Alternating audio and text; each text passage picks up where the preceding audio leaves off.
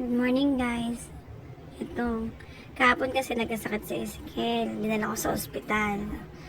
Ang dami nga tinubuhan siya. Ewan ko, ang dami niyang pantal. Buong katawan niya pinantal ng sobra-sobra. Siyempre, ang lola mo nataranta. Wait lang ngayon, manalaglag na si Micaela dito.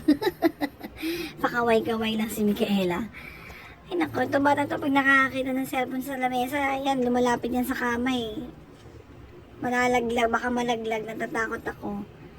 At yun nga nagkasakit siya kahapon. Dami niyang pantal sa katawan, kaya dinala ko agad siya sa ospital. Sabi sa ospital, ano daw, allergy na hindi masabi kung saan nagmula, ganun.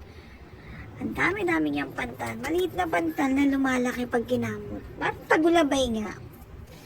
Hindi pa man din po sanay uminom ng gamot ng batang to. Kaya yan, hirap na hirap akong painumin ng gamot. Ilang beses ko siyang kinakausap, nakikiusap ako sa kanya, inuuto-uto ko na para lang uminom ng gamot. As in, talagang hindi siya umiinom ng gamot kahit kailan, never since nung baby pa siya. Ay, natuturuan ko rin naman ngayon, nakainom naman siya ng gamot. Siguro mga 1 and a half day nga lang ininom yung gamot sa pantal. Effective naman kasi yung gamot nila dito, nawala agad lahat.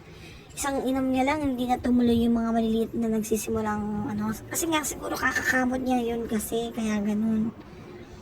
Sabi ko sa kanya, inom siya ng konti and then drink water. Inom and drink water. At sabi ko sa kanya, kalma ka lang. Kasi isusuka niya yan. Umiiyak-iyak pa kasi siya dyan eh. Arte-arte nga eh. Iyak ng iyak. Takot uminom ng gamot.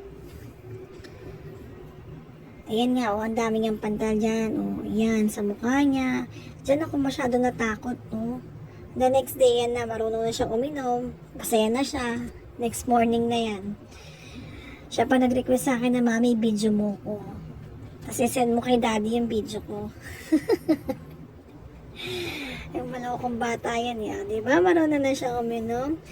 Mas maganda rin doon record ko yung pag-inom niya para pag papakita ko sa kanya pag nag-inat na siya, baka dito uminom ka ng gamot. Alam mo yun?